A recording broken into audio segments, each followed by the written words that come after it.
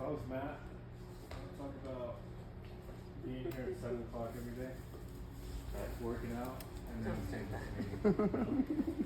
Drop some heavy bags and kettlebells and I'll jog my way here. We'll have a good workout. Ask Paul to drive his truck here. Easy. Right. Mine didn't make it look like a rock. I don't know. I was reading that, trying to finish that, Living with the Seal yesterday, and I was like, we got on paramount. I was like, oh, Matt doesn't try to do this shit, so I'm fucking He's making him run all that, do all that workouts. I was like, jeez. dude, just wait till you read the Seals book. The Seals book, that's the next one, or the one that you showed me afterwards? Yeah. You started that one? I'm not yet. I'm finishing up another book right now. Dude, It's the next one on my list. Like, I don't give a shit what you've experienced in your life. Where you going with that chair, That's too bro? crowded. It's front row.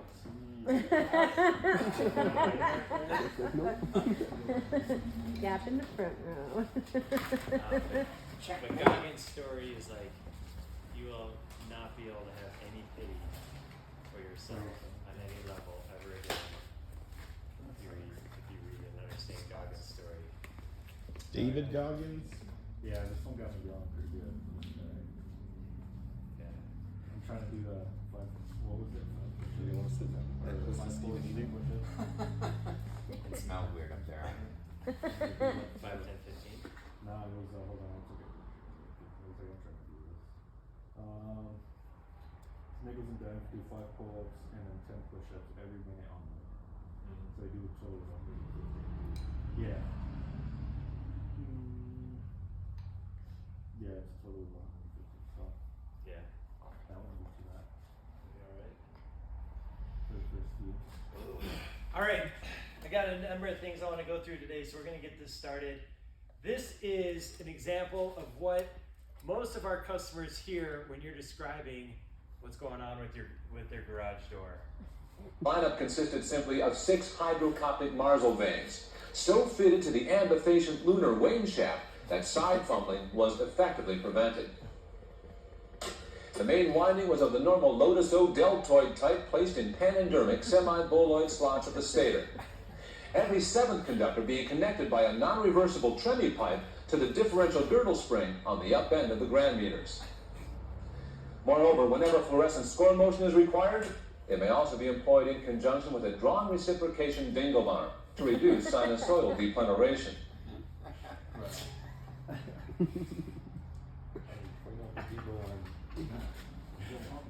It's the girdle spring that you want to pay attention to. Okay, I'm going to download a lot, and I'm going to start, just give me some quick, honest pieces from your perspective on last week's training with Brianna, overcoming objections. Comfortable, uncomfortable, good, not good, over the line, behind the line. Give me some feedback. Still uncomfortable. Still uncomfortable. What else? Uncomfortable being uncomfortable. You're comfortable being uncomfortable. Yes, sir. Okay. Feels good. Give some more. What else? I enjoyed that it gave me the opportunity to think about different ways to object to their objections, or to like dig into their objections. Good. What else? You have to know your audience and kind of the person you're talking to. Yep.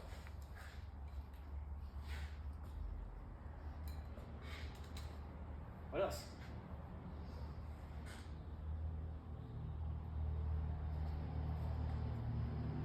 How do we know when we cross the line? You could tell they look offended. Is that true? Yeah. How do we know? Body language. Okay. When they start, what did you say? Say that again? I'm sorry. I lost my train. Listen, here's my thinking. This is my assumption. You know, I bring in Brianna here, we're talking about overcoming objections, we're talking about sales, sales, sales. We've been mentioning that there's a fine line between selling and being that prickly asshole of a used car salesman. Where's the fucking line? How do you know? When they start trying to bring their other half in, I guess, wouldn't that be part of it? When they, trying to get more time instead of making. There's no right or wrong answer. I'm asking you. How do you know? I mean, that's what I took out of it. Okay. When they start backing out, like, oh yeah, I need some time to think about it. Okay. No, I need Tell you to get out because you're being too pushy. Yep. All right. What's the cost of going over the line? Business relationships. What are we afraid of? Losing business relationships? Mm-hmm. Bad reviews, losing the sale? What else?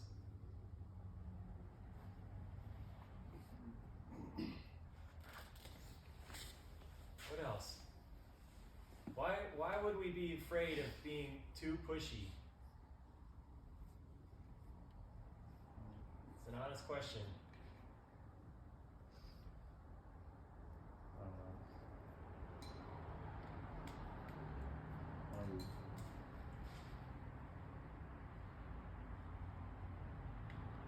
Well, you create an awkwardness.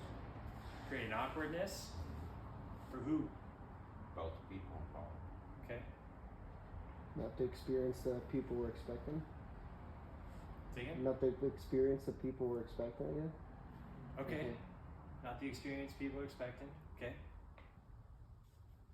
I think it can give the client an image that you're not necessarily looking out for what they're looking for. Okay. You're looking out for what you can do to make the most money versus what is best for the client. Is it fair to say that we might be afraid of looking selfish? Mm-hmm. Okay. What else? What else could we be afraid of?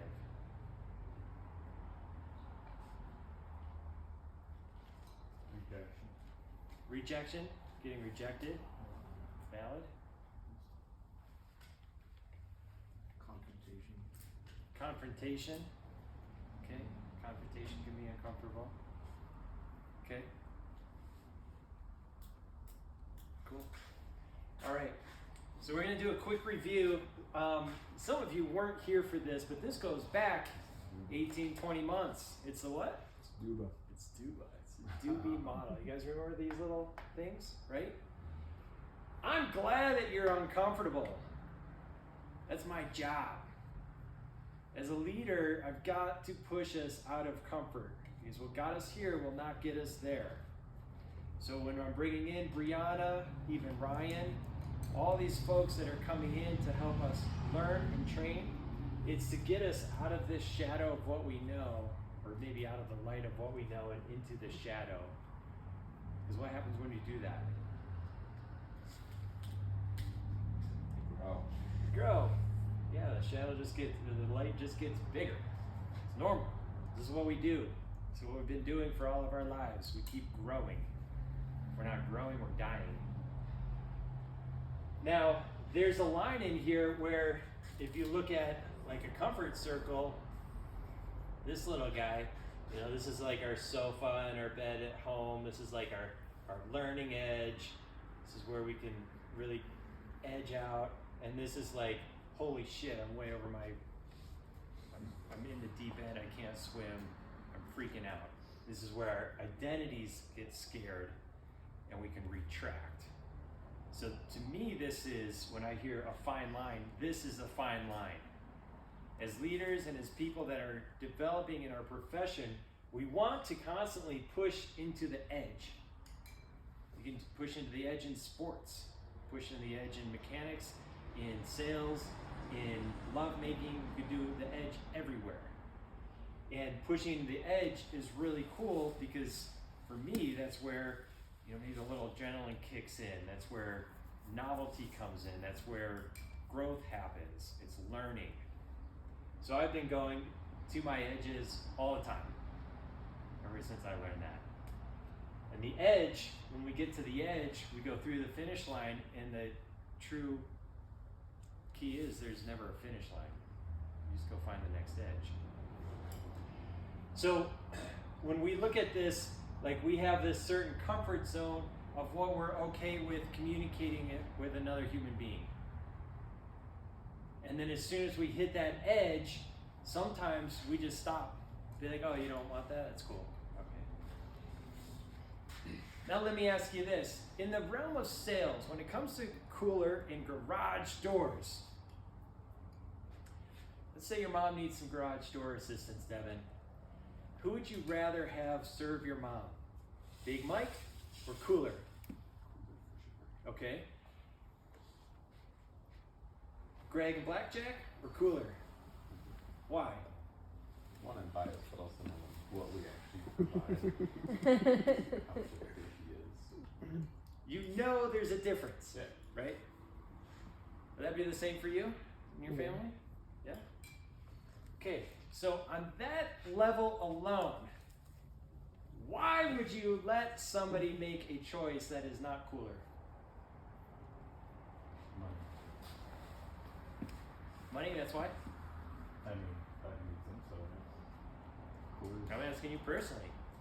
If I you're know.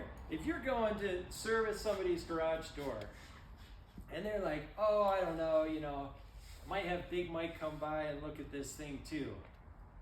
Why would you let him? Seriously, knowing what we provide and what Big Mike does, and this isn't just like kicking Big Mike, it's just a reality. It's a real perspective. I've seen him mismatch springs. I've seen him do upside down springs. I've seen him do some janky ass shit. Have you? Yeah. He's a good fucking human. Like, I would love the dude, but he's not a great tradesman. That's just a fact. And it's not putting down a competitor. That's just a very real fact.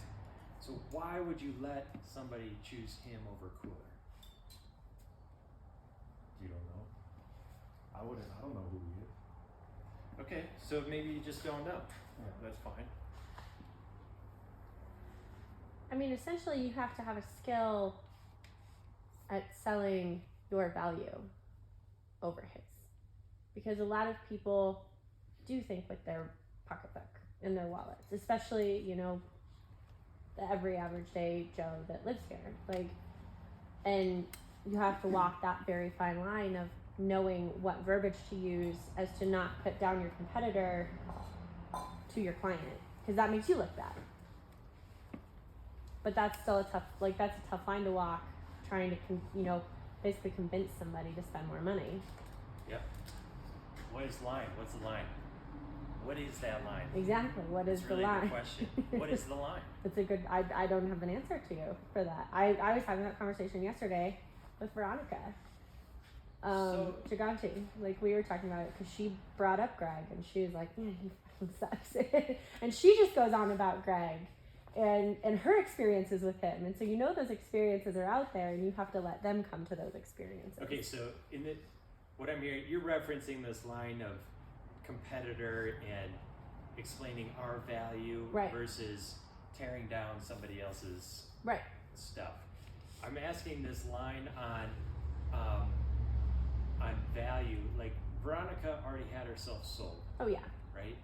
I'm going to bring up another customer that didn't buy what she needed to buy. I'm going to dissect this thing a little bit because it's a great fucking scenario. My real question is, if we're getting into this realm and we're getting outside of our comfort zone, so we're uncomfortable, right? When learning new skills, we're going to be uncomfortable. Maybe the only time we were ever learning a new skill is when we were a baby and walking and learning how to walk and falling on our ass. That was the only time we weren't uncomfortable because we didn't have a fucking ego. Truth is, we've got identity. We've got this belief around who Matt is, who Devin is, who Steven is, and it's hard to change that. The ego loves comfort. And what I'm asking us to do is to hit targets that are outside of our comfort zone. It's really critical. You look at what's happening in the market, in the world, and shit's disheveled. We have to play a different game. It's just a must. You guys see financials. Tomorrow we'll look at financials. This isn't Matt just fucking walking around with bags of money. Power on. This is putting together really dialed systems, and I'm going back to where Duba came in because this is when it really fucking started. And now we're just like 18 months later getting some real momentum on here, and all I want to do right now is say, okay, if you're uncomfortable, that's fucking normal. It's good. We want to keep going there. Now, for individuals, there is a fine line somewhere within you where you can't make a jump into the deep end without freaking out your ego and shutting everything down. So as a coach mentor, like I'm looking to watch and having conversations, and I'm just like, let's go, Javier, just one more step, man. Or like, no, dude, you've got like 8 more steps, jump. Like, right? And that's a little bit of a coaching piece. The fine line that I'm trying to challenge you on, because I think I have an answer, but I don't know. The fine line I'm trying to challenge you on is if you're speaking with any one of our customers, you go out today and you're meeting with Mrs. Smith. You know that cooler, because of our training, because of who we have on this team, can deliver Mrs. Smith the best service, the best experience. True? It should be a resounding yes. Like we've done a lot to differentiate ourselves from any one of our other service providers in this room. We've got the best skill set in this room, dominate the area. Mrs. Smith is taken care of if she can choose cooler. But she doesn't want to choose cooler. She's got her own baggage. Maybe she had Mr. HVAC come in last year and fucking screw her over. She's scared. She doesn't have a fucking clue about the garage door. She hears you talking about it and she's like mumbo jumbo curvy screw.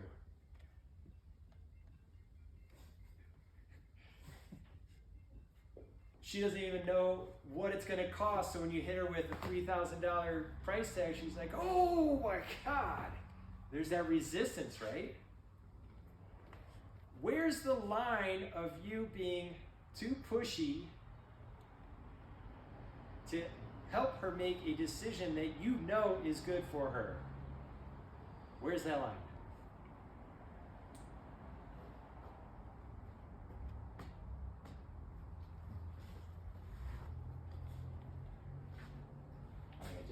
I think it just varies based on the relationship you have with that client. Can you give me any kind of example or add more specificity to that? Yeah, I mean, it depends on what kind of rapport you've built up to that point, where you can start to push pull. You know, like if they're super wishy-washy, then you might have to hold their hand longer. But if they're not, you need to be a little more forceful. Awesome. Any other thoughts? I think it's not when it's not about her safety anymore, then you're just trying to sell her stuff, and it's not about how much you're trying to make the garage safe. Okay. It's good. Dig it. Any other thoughts?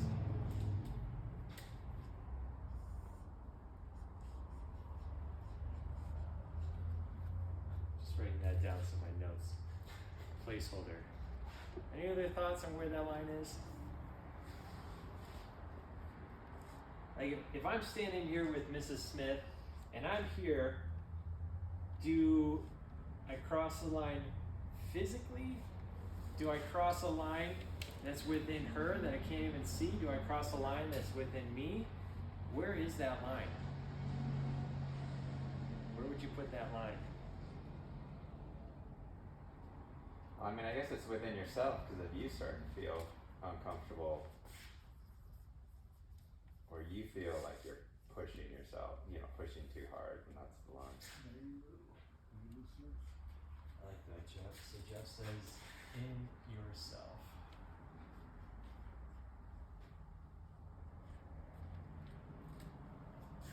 What does other people think about that? Is that line in yourself? Is it in Mrs. Smith? Is it somewhere in between? I think it goes both ways, to you and the customer. You and the customer. Okay.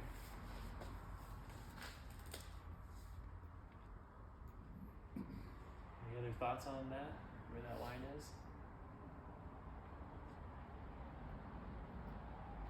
Is this a moral line? Is this a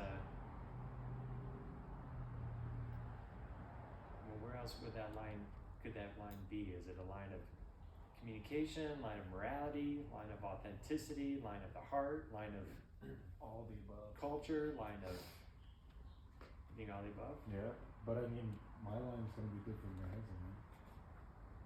So you and you and Mrs. Smith's line's gonna be different too. So what about if you don't push hard enough? You know what I'm saying? What about if you don't get close to her line, but she crosses your line? Let's go into a scenario. Let's. So do you remember Mary Lou?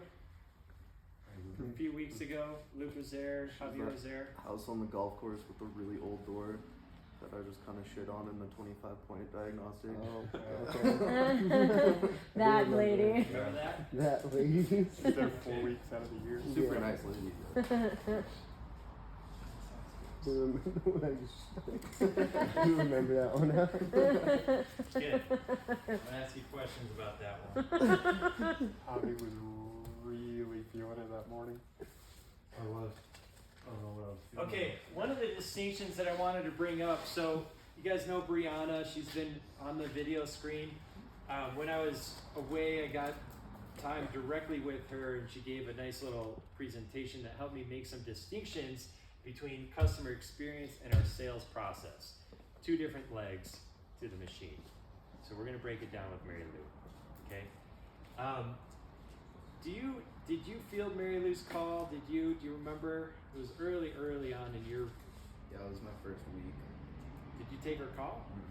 Because No? I wasn't answering phones at that point. Okay, you don't remember Mary Lou? What's her last name? Do we know? Ogden. Ogden. Her daughter may have called it in. It's I don't know. the lady that her son works for the city, Chris. Oh yeah, I Yeah. took her call. Oh, I'm glad. I was like, Yeah. No, I called her back anyhow. I know I spoke with her. Right on. So you talked with Mary Lou. Okay, so she called in, left a message, you called her back.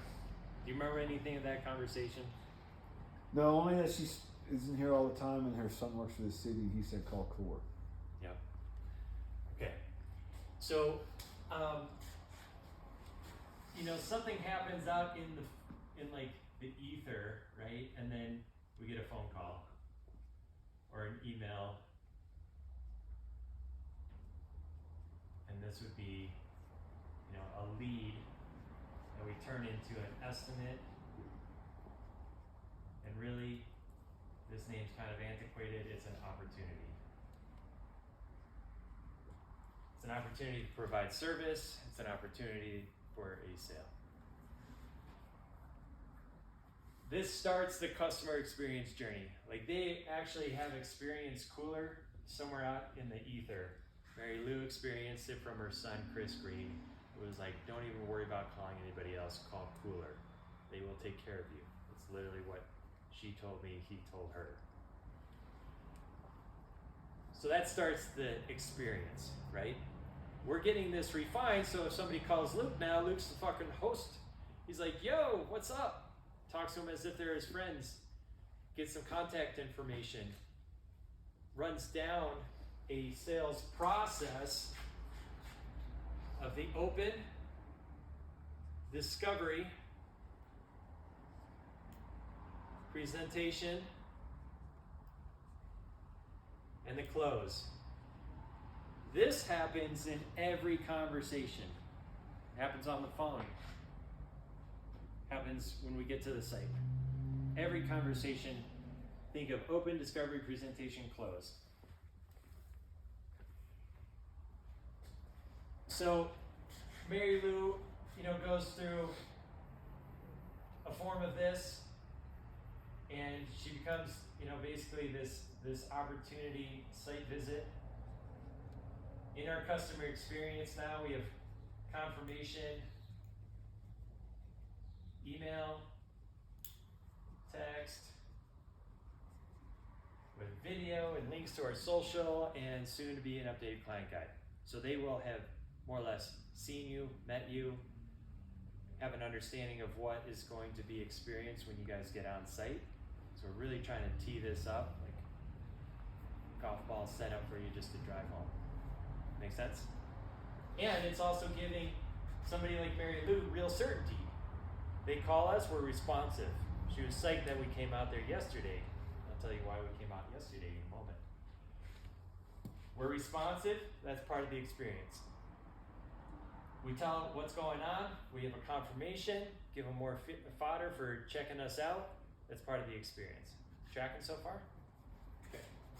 So now you guys go out to the site visit. And we're just gonna call it a diagnostics visit. What do you remember from Mary Lou's diagnostics? She was mostly concerned about light and mice getting into her garage. Yep. Do you remember any details, like as far as anything that you could think back, and whether you did it intentionally or not? Can you recall anything that was in the opener, the discovery, the presentation, the close? Little bit because she was on the phone. So, but I mean during the open, she was really like, oh, like you guys got here really quick. I wasn't expecting a call from you guys so early because I actually called her and she didn't even answer right away. She was calling us right before we were leaving, and then we were luckily still there before we left.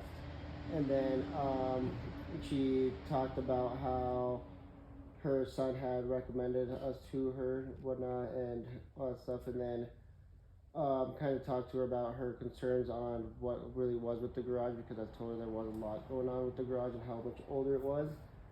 And then I already had all the estimates ready. I presented just what it would be like to replace basically everything on the garage and get a whole redone. Gave her information on how old her opener was and all that stuff.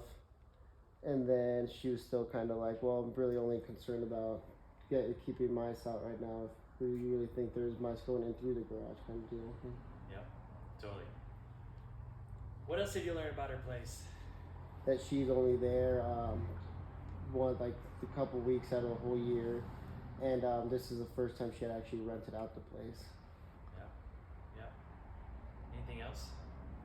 That she really loved the place because it sits right on the river. It's probably she went on about how she really loved the place and whatnot there. So. Who built it?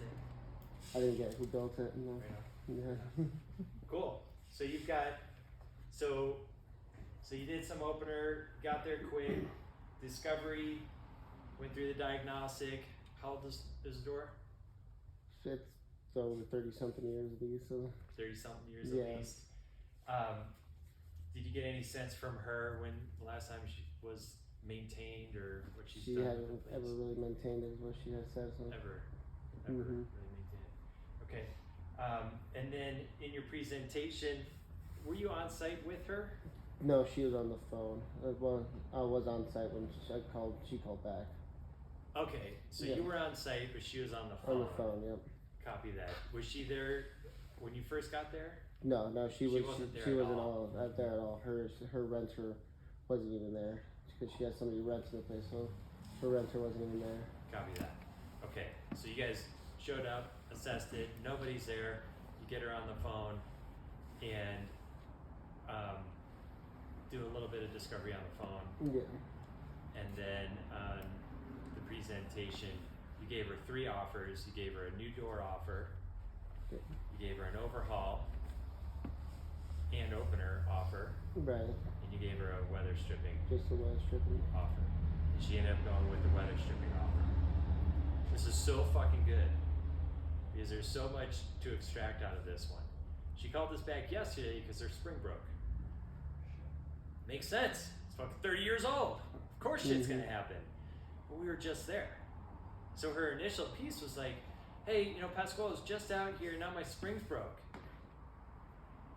And I'm pulling up her shit in Fusion and I'm like, I'd like to understand, I can certainly get over to your place and get your vehicle out because that's her urgency in the moment. But I also am curious, to learn just what you explained, how did this play out? Because we maybe did a disservice by not selling her new springs in that moment, right? And then I did try to sell her springs and stuff too, but she was like, no, like I'm only concerned really the mindset. And I think I You did, Yeah. right. And so this is why it's so good, because you did give her options, like fucking kudos, and she didn't go. Why? because she doesn't use it as much. So Okay. I think if she would use it a lot more, I think she probably would have been okay with buying the springs and all that stuff for it. What do you think she really needs? Probably an overhaul. Definitely need an overhaul for the thing. Okay. I'm going to give you a little bit more of the story from what I gathered in my discovery with her yesterday. You're right, she's there only in the summer, 4 weeks out of the summer. Was she there when you went yesterday? She Yep. was. Yep. She's getting a lot of work done on her home because apparently this deferred maintenance thing is her norm. She deferred maintenance on fucking everything. I mean, the sprinklers. She was talking about everything. Baths. She's talking about everything. She's a widow. Her husband died, I don't know how many years ago, but my sense would be a handful. Her son lives here, Chris Green. Chris Green's wife died a year plus ago from cancer. Mariah, sweetheart. That's Mariah. Okay. He has okay. 3 little children that she is helping to take care of, along with his sister, who's also staying at the house. So they have little children at that house often. Her late husband and her bought that lot before there was a house on it. It was their dream lot. They spent a lot of time looking around Gunnison for something right on the river, and just really happened, almost serendipity style, to find that lot and built their home on it in 1991. So you're spot on, 30 years old. There's no photo eyes on that door.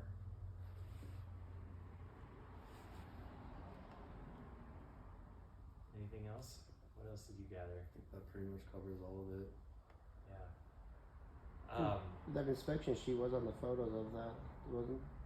Maybe not put it on because I made The diagnostic sheets? Yeah. Yeah, I don't know. I Okay. honestly didn't look because I just went out there to open up her door. Okay, I think it was on there because I made Steven and Luke both fill one out that day. So. Yeah. Yeah, and I'm just chatting with her, right, and trying to understand, you know, just doing due diligence, make sure she got options, which she did, and to drive back to like the point of the line, right, and the point of doing a good sales process, right? Like we've got a customer experience that is better than anybody else's, and we're learning this sales process, and so potentially, if we had coordinated on beginning on the phone call, Mary Lou, we need you to be there. You could have done even a better job at discovery. You did pretty good, but I think what was potentially missed was the fact that she's got grandkids around. She Yeah. loves them. I had no idea about that one. She wants to be there for her son that just lost his wife. She knows what it's like to lose her loved one. This is all real human shit, right? Knowing this, why would we sell only the weather stripping? And I'm not trying to like diss it. I'm not just saying, oh, like it's a significant sale, like honor that. And you know, when she calls us up with a spring break, in her mind, she had everything fixed, right? So that's part of the education communication piece. And it's pretty easy to leverage for the sake of her family. Look, the minimum I want to do is replace your opener, your springs, and we can button up your weather stripping. Here's why. You told me you've got your grandkids. You told me you haven't done any maintenance on this for 30 years. These doors have a 20-year life cycle. I'd love to sell you a new door, and I can cover this one in the time being. But if you don't want to go to the $5,000 ticket, go to the $3,000 ticket, get this thing done right. Some point down the road, whether you rent, whether you sell, the value's still gonna be there, you're gonna recoup it. Is that crossing a line? Yeah. Why? Because it's still about her safety. It's about her And her value that she gets. and her value. Yeah. 100%. I'm gonna call her, I'm gonna go visit her likely today. And I'm gonna have these conversations. I'm gonna talk about the different options that you proposed to her. And I'm not gonna let her go for anything minimum than an opener and springs. I can't. She can actually go find them potentially less expensive, and she has every right to do that. I might even tell her if she's really going to like push back. Does she have the money? Likely. It's her second home. To invest $5,000 into her home for the next 20 years, drop in the bucket, really. So that's really good. It's an easy explanation, as long as we're doing our due diligence to give options, to go back and say, Mary Lou, you were provided options to replace springs, even a new door, which honestly I kind of think you could benefit from, and you chose to just go weather stripping, your spring broke. That's how it goes. I can't predict when these are gonna break, right? Pasquale was out here, he did his due diligence, you guys were on the phone. I wish you were here in person so that we could better understand the fact that you've got your grandkids around. You might rent this place. I don't know how long you're gonna hold on to this, if it's an inheritance for your children or you end up selling it on the market. A sound door is your biggest entry point. You wanna have that right. It's gonna return your value. Helping them make a decision, right? Some of that stuff could get me out of my comfort zone in the sense that, yeah, I'm taking this ownership of her door, especially if we touch it. Like, I want her and her family to be safe. I want her to have the convenience of this thing moving up and down in a really safe manner. Copy that? So where's that line?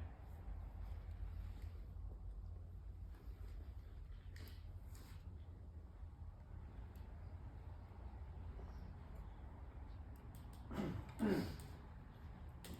mean, I feel like her line's gonna be a little, I don't know, she's gonna be more, like, not willing to do it, I guess, because we already went there and absolutely went there through that, so I guess she's gonna be hesitant for sure. She might be more willing to, Yes, because I I don't mean, think she which is a doesn't could be Christian willing thing. to. Well, yeah, I mean, it can go both ways, for sure. Let me reframe this question so that we just quit beating around the bush. Where is this line? And we're talking about this line of like sales, right? Like the line of getting too pushy, too sleazy, right? And I think all of us here, we don't want to cross it. And what I'm challenging right now is, even before we get to that line, we're going to have to get uncomfortable because it's new skills. And I'm encouraging that. And I'm here to guide and help facilitate that to a level that is healthy. But I know that none of us, and there could be this fear belief like, I don't want to learn new skills because I don't want to cross that line into that pushy, salesy, sleazy realm. Where is the line of that pushy, sleazy realm that we can control? When you start pushing things that people don't necessarily need, or it's just an upsell type of situation, you start to cross that line. Pasquale had the best definition, I think. Remember what you said? when you're not worried about their safety anymore, and you're just trying to sell them things. Exactly. That's the morals and doing your due diligence. I love it. Morals and due diligence. And you can push into that line if you say, look, this is what you need for safety and for functionality, but these things will make your door last longer or run quieter or whatever. You're still within your mind if you make that clear distinction. Yes, I would agree with that. And I think we should give, I mean, that's the power of options. Be like, Mrs. Smith, Mary Lou, here's what you need. You need new springs, and you need an opener that has safety photo eyes so that when your grandkids are running under this, you know they are safe. I can't leave here without you signing off on that. I would love to be the one doing it for you. Can I have your business? That's a legit question in this scenario. Might be out of our comfort zone at the moment because maybe we've never said, I would love to have your business. Can I have your business? Like asking for the sale directly could be out of the comfort zone. But we know she needs it. We know that it would serve her family. Here's what you need. Now I've also quoted you a brand new door because maybe you want this. And I'm just being transparent. I just want you to know your options. Beautiful door, it's gonna be tighter. You're gonna get a resale value from this. Anytime you go to sell it, rent it, you know it's a non-issue for 20 years. What do you wanna do? Right? That's a skill set that might be out of our comfort zone, right? And then we're just leaning into that. That line that you're talking about, like, where is it? We've got a line of safety, authenticity, morals. Is there a way to even define it further?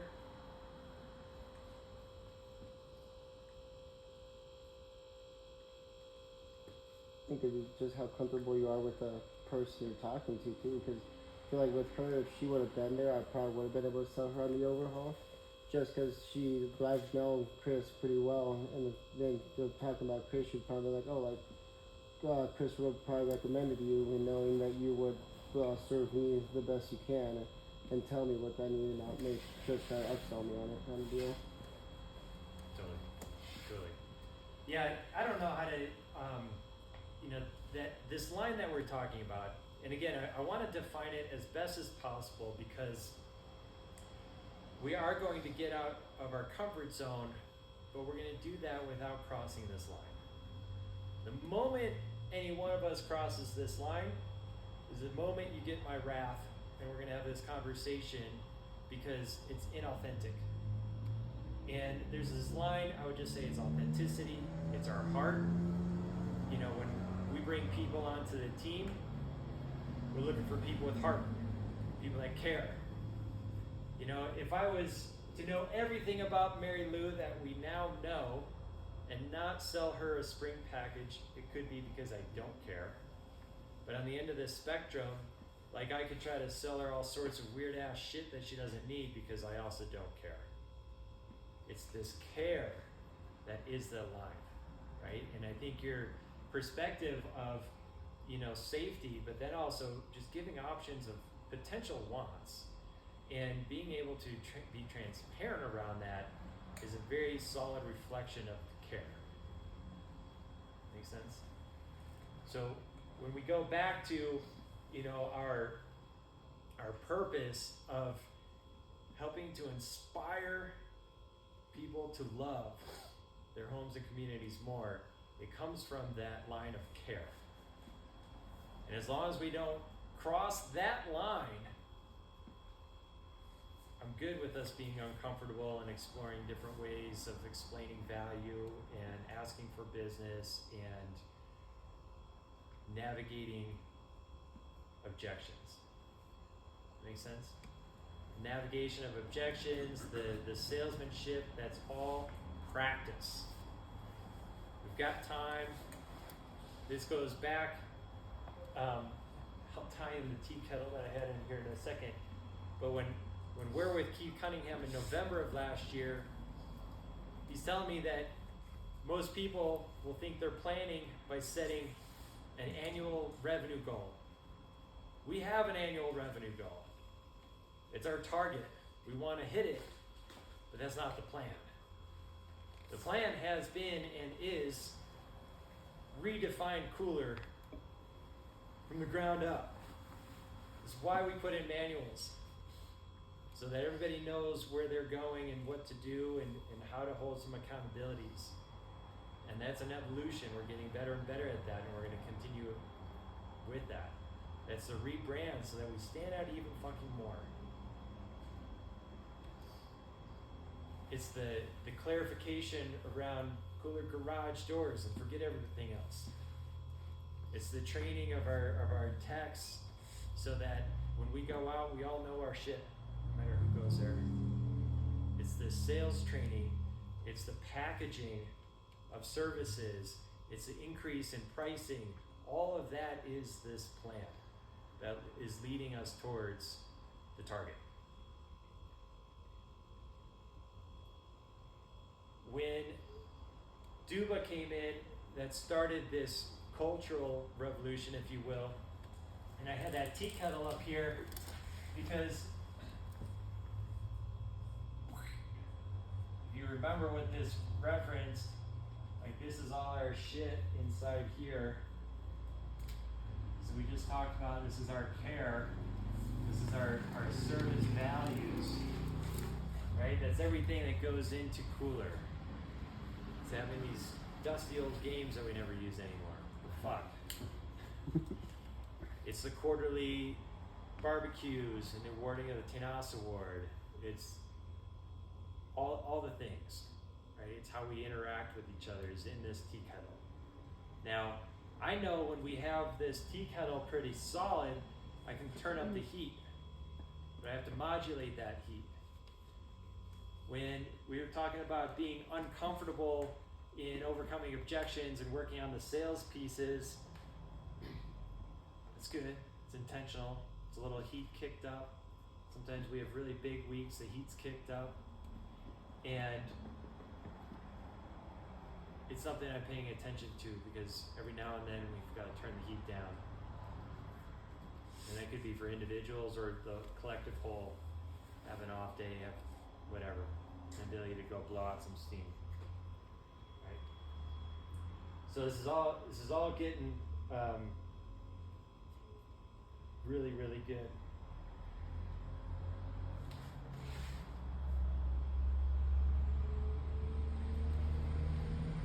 Just to finalize this, and this is something that continues to evolving. So the difference, there's customer experience and sales process, right? This is the sales process. That's it. We open up with Mary Lou, we do our discovery, we see she's got fucking croquet balls on her garage. I mean, there's a bunch of shit in there. She's been there since 1991. Right? I learned her story. I learned why this is, here. That story of like her home is probably a 5-10 minute of her talking off of I don't even know if it was a question. I think maybe I did ask her how long she's been there. But it first started with like, Mary, this is an awesome lot. She's like, I know. Mm-hmm. Like, how long have you been here? Since 1991. Where is it? I got the whole fucking story. It's down by Dos Rios, go across the river, and all the way down at the end of the cul-de-sac. So that little split off is a little U shape there, and it's fucking rad.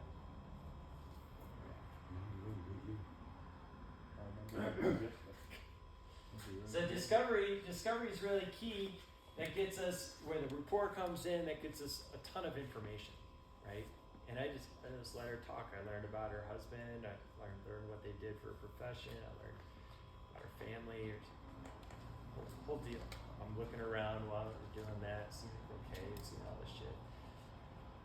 The presentation is like putting together these well thought out estimates that have meaning to what we just heard, right? That care. And then we're just closing that out, and that's literally got everything with me. Can I do this for you? Can I earn your business? By the way, if I deliver for you, would you throw me a 5-star review? Right? That's the close. Customer experience, they call in, they talk to Luke.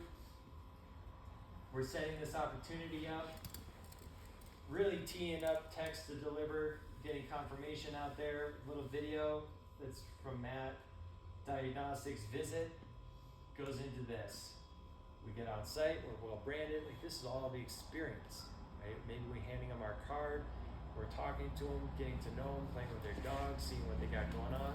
It's all part of that experience.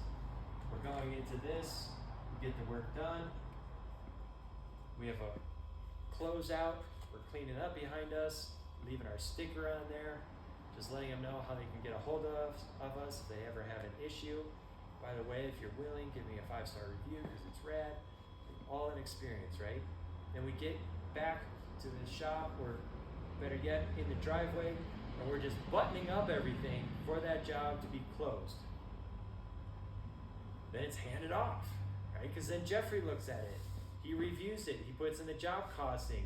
It doesn't have anything to do with the customer experience at the moment, but eventually it gets to Jordan, who sends the invoice. Again, part of the experience. Hey, thanks so much again for choosing Cooler.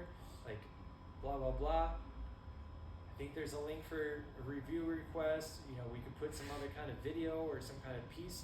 Like all this shit we could add to because it's part of the experience. They get their invoice, it all feels good, they pay it, and then they go into kind of our ether of newsletter, and we want to round out how we keep them in the fold, and this could be where the Golden Key Club membership really evolves. So keep it close. It's all the fucking experience. Make sense? It's a cool distinction to see that experience versus the sales process.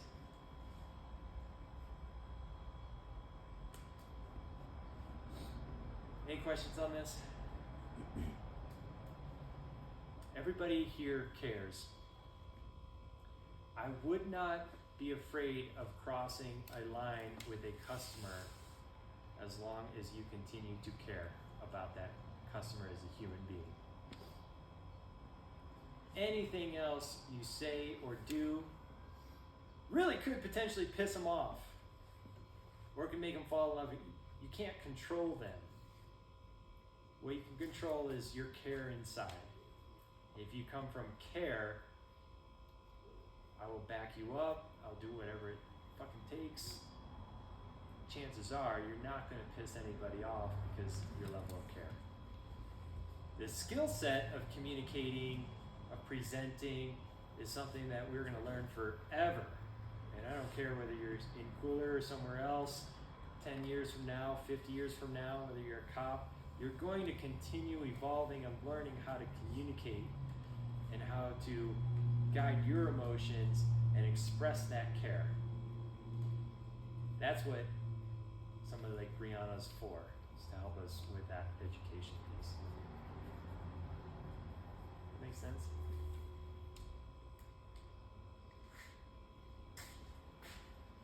Okay.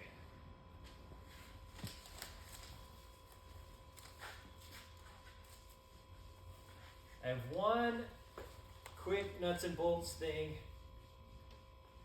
to cover, and then I'm done. You guys good? You know where your line of care is, Javier? Steven's car's going out the window once he becomes a cop. Just for you. Okay. Okay. This is for everybody, but specifically for the text.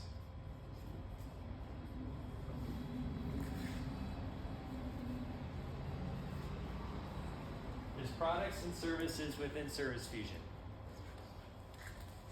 Products are parts.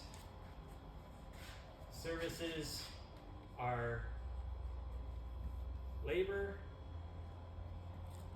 and parts. This is where our packages live, really. is in the services.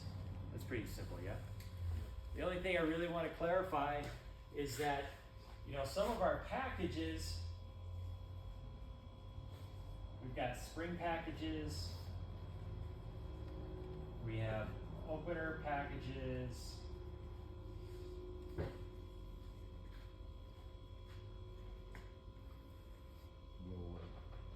Weather stripping.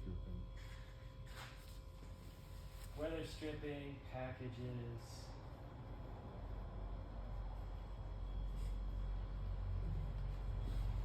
Overhaul. overhaul package.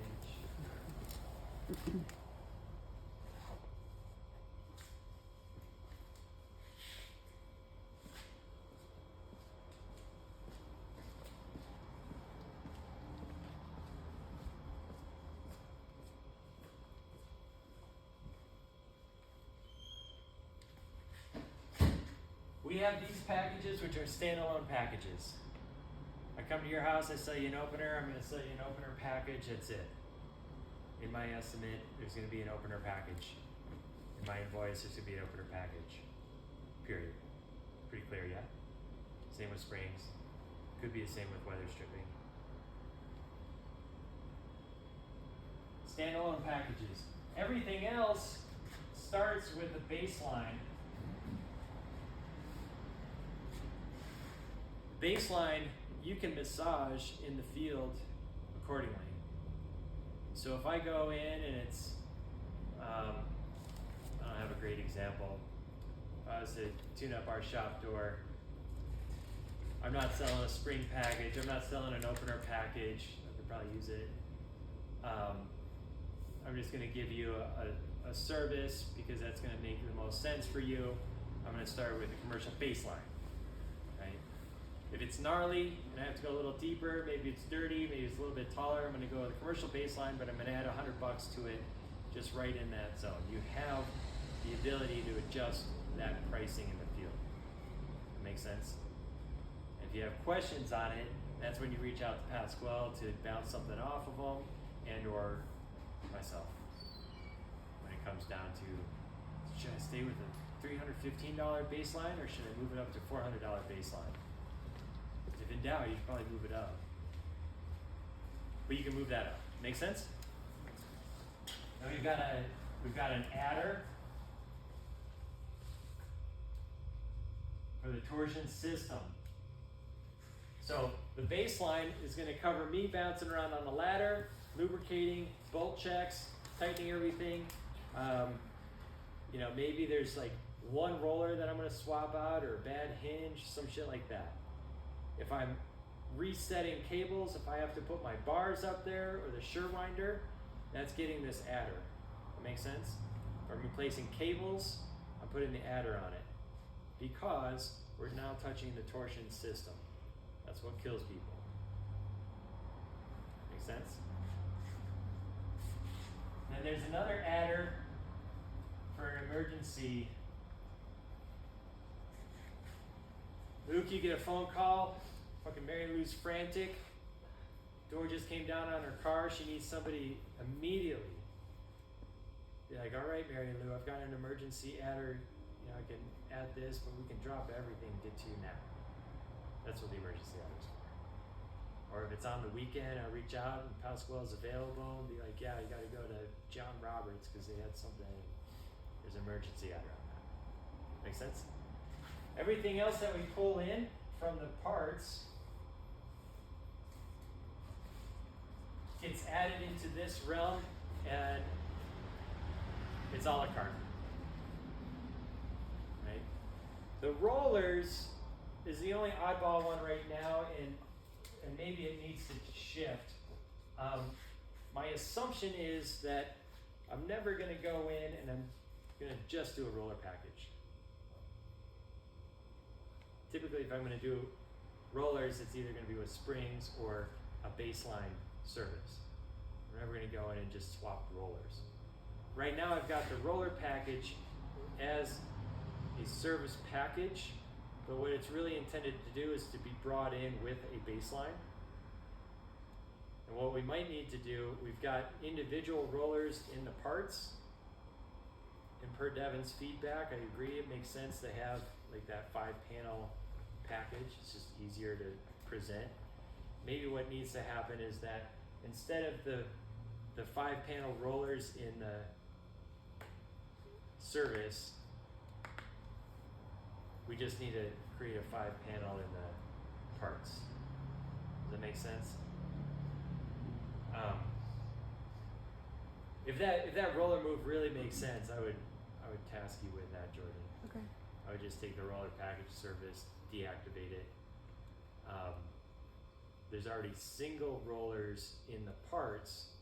We just need to create Parts packages. parts package. Yeah. So there's no labor in there, right? Like all our Right. parts have good markups. So the assumption is that we've got a baseline, we pull in a hinge, we pull in a drum, we pull in whatever random shit, and there's markup in those parts that's going to cover whatever additional labor we have in moving around those.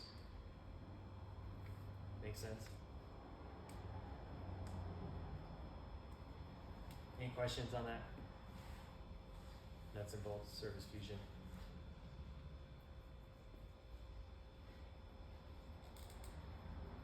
Anything you guys want to add from back row? Taxes, just on the parts. Taxes.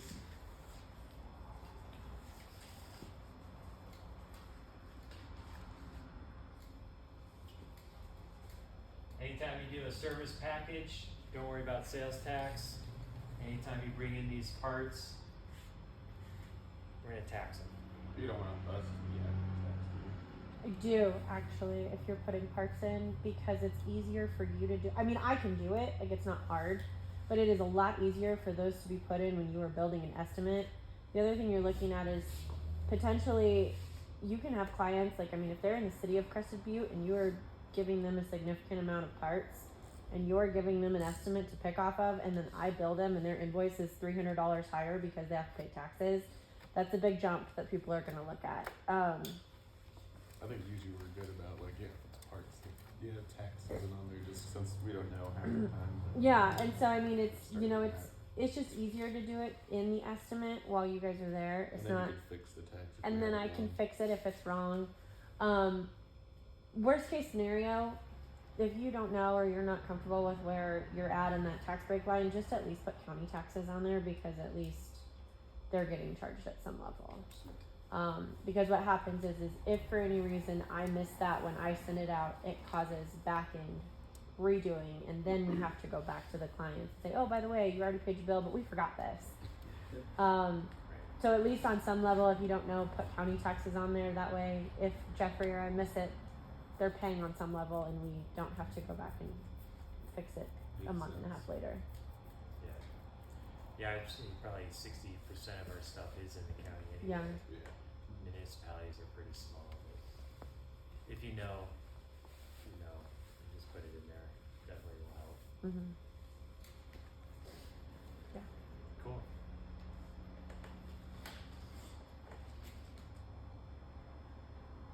Valuable? Give me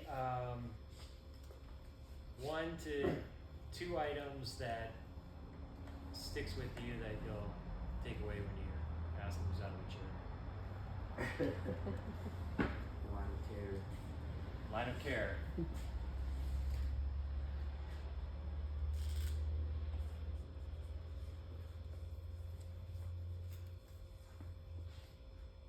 What does that mean to you? You gotta think about it from a perspective of the person we're selling these doors to, are human beings, and you gotta take that into account instead of just someone who's giving us money.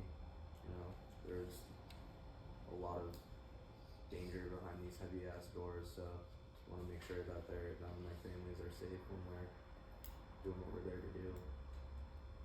Love it. Javier. I don't know. One of the things I took was why are we afraid of being too pushy? Mine really was rejection. So I guess figuring that out. You know, I mean, there's a lot to still figure out about myself. Yeah, that's fair. It's good awareness, man.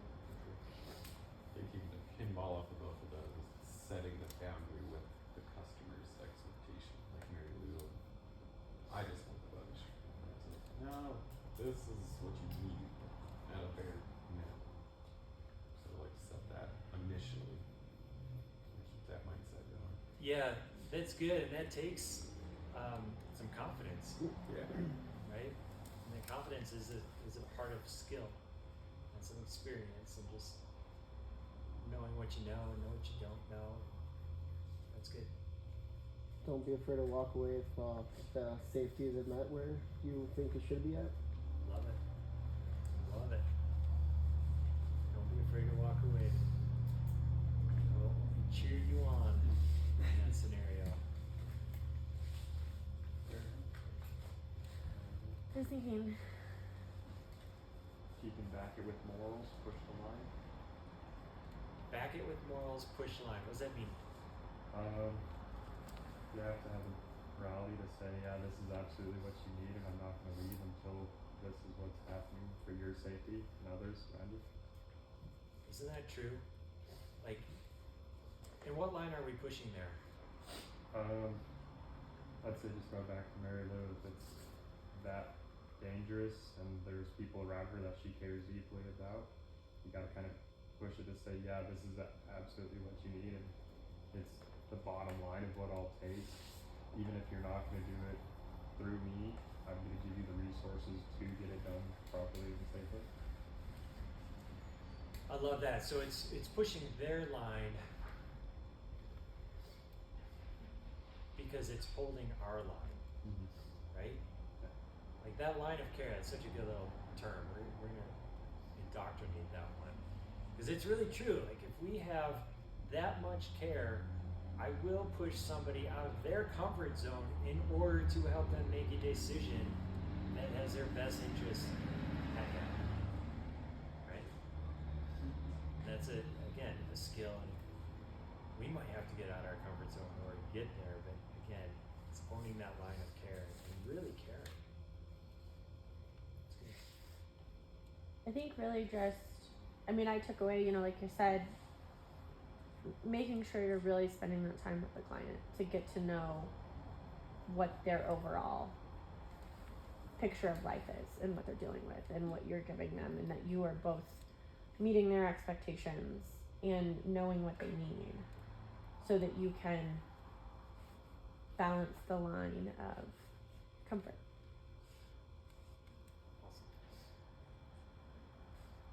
I have to stay in the same thing, right? Don't push people into what they don't need. Just stay with what they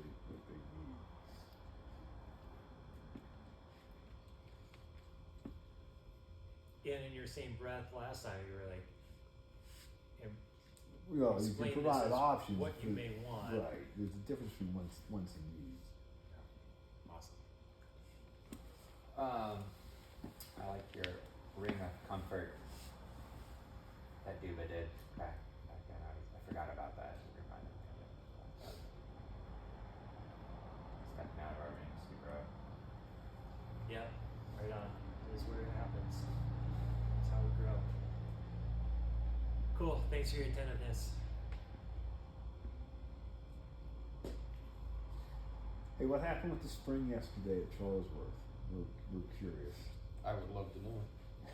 The door was down and we're going to adjust the top panel because that weather stripping was kicking it in. We're literally on the ladders and all of a sudden that thing just goes fucking unwinding 5 foot, 5.5 foot springs. I guess 2 of them. But I think we both had like, what the fuck was that? One drum was spinning, one was locked in, but they both had rings there. Like, had some force, but we already ran it a few times. And then you were making an adjustment on getting that top panel closed, and all of a sudden it spun. I was like, what the fuck? So the drum spun? Yeah, there's some gouges on them, so we adjusted everything. So the springs were holding on to the torsion tube the whole time? Mm-hmm. Yeah, because we ran And the it door. just spun the torsion tube inside the drums? Mm-hmm. So the drums weren't tight enough? At the normal 3/4 turns per one. So it's like, made them a little tighter the second time. Just a little. No, I think if that happens again, because they are key drones for how big that door is. I don't know why it's not a solid shaft. It's Well, it wouldn't literally- be a solid shaft unless it's over 500 pounds. And it's likely close. We could find out for sure. But if Rainer didn't spec it that way, I'm assuming it's not. Yeah. I've never seen that. Yeah, maybe that, like, we're both just like, what the hell? After changing our Take a breather there, it was terrifying just to hear that pop, and I mean, like, the cable just popped off, and that whole bar was just spinning for a minute. It's like, damn. Yeah. I do want to do an incident debrief form today and just dig into that again because that's scary shit.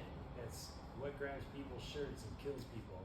On the fact that it wasn't moving, but we were both going up to adjust that panel, and that shit was right there. It's like, ew. What drums were on that thing?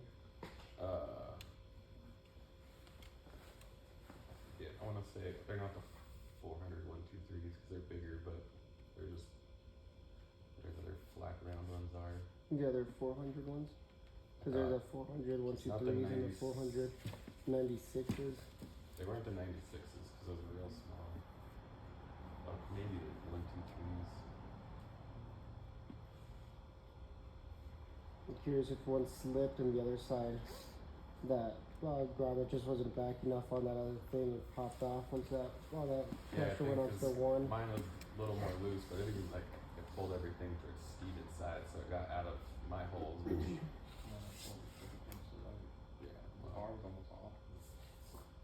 or yeah, it did pull it that way because the bar on his side was almost off, but it was partially then it was spinning too.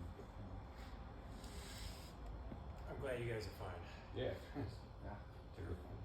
That is terrifying. When I heard about that, I was like, oh fuck.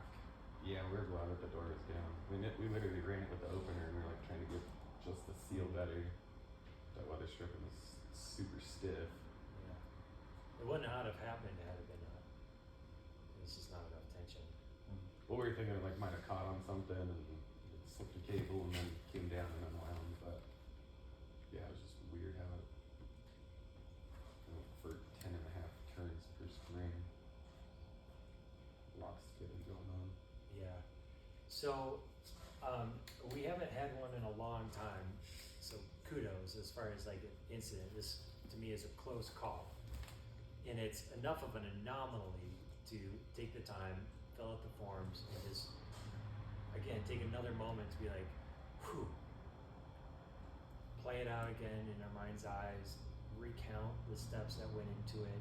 Maybe there was something there. Maybe there was an insight of how many turns were Ugga Douglas to put on the fucking set screws.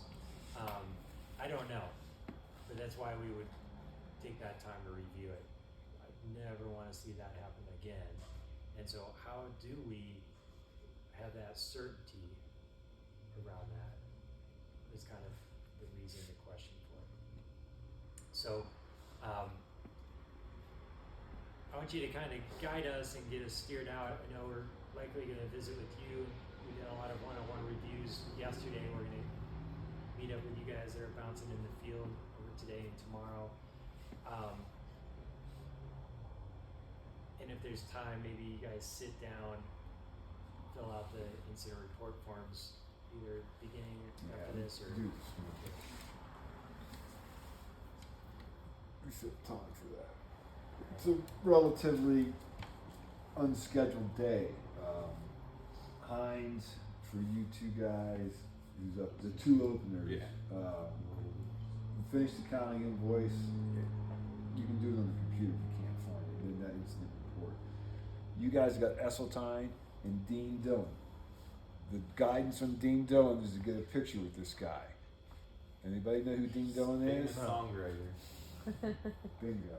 Yeah, dude, he's the man. There's an He's article hanging out about with Willie him. Nelson. He's got a cool ass garage too. There's an article about him, I think, in the current issue of Gunnison Country Times magazine or whatever that comes out once or twice a year. I think is where I read it. I didn't know who he was, other than I read this article, and he said he's this country singer Oh guy. shit! I He's in don't the know. Hall. So, He's in the Hall of Fame. He's in the Hall of Fame. Steve Adams is in town today. I got my Gucci's from him. You what? I was painting Randy. You guys, I don't know if you know Randy Ewing. He owns that big red up. Ohio. The red one where I came and saw Oh, you. the Red Yes. Barn. Yeah, Oh, so okay. he lives across the street, and yeah, Gucci's it's a good place. All right. RIP to those. So before we break and start our day, I want to go over processes again, right? When you guys go out, it's an estimate. Turn that estimate into a job. Do the job. Add your pictures. Put your notes in there, and do your invoice in the driveway as much as possible. We're going to keep harping on this because if we don't do that, it doesn't trigger certain things to happen, right? It doesn't get turned into a job. You guys don't complete it. It doesn't come back and say, hey, this job is complete. Let's create an invoice. If the invoice isn't created, then we have to make up an invoice. If there's not pictures and notes in there, we don't know what's going on. Like you've got notes from yesterday that need to go in there. You guys have got notes in Charlesworth because you didn't do the decorative hardware because they weren't there to tell you where to put it. All that stuff needs to be captured in the notes. So let's make sure we're getting all this stuff done. I haven't looked this morning, right? This is just, in general, we've been getting a little lax in some of our procedures, and we need to tighten that stuff up, right? Logging into and out of the jobs for job costing, is critical, right? If you don't have service, make a note of it, and I can add those times in there. I have to add this guy's times in there for every door he does because he's a dinosaur. Poor dinosaur. So let's go back to the fundamentals, tie this back into a sports thing, right? If you don't have your fundamentals, you're going to lose, right? You don't get a sweep if you don't follow your fundamentals. Whatever you want to think about, let's get back to that, all right? Cool? Yeah, word. And if we need to call people like Hildreth or the Charlesworth this morning to leave messages or whatever to explain where things are at, let's make sure we get that done as well. Yeah, she's probably gonna need different weather stripping while we're at it. One of those Did it pieces is all- spin? No, it was just like instantly when it starts running, just flipping in, like trying to massage it, and it's just. There's some stuff over there, right? Did you Yeah, want just to the talk wood to stuff. I've tried to talk Hildreth to about cedar talking because their to whole Hildreth? buff is like super nice cedar wood. Pretend Okay. it's wood. I was thinking it could make sense for me to Oh, get man. and just chat with them and was over plans or thinking was in there, so I'm happy to take that torch. Okay. Shoot right on. You got one then? Yeah, so we just left everything hanging on the bottom, just hanging on the two women, just because I wasn't sure if they were gonna run it all and stuff like that. So we're basically programmed, and we just need that 3 wall buttons for the far one. Yeah.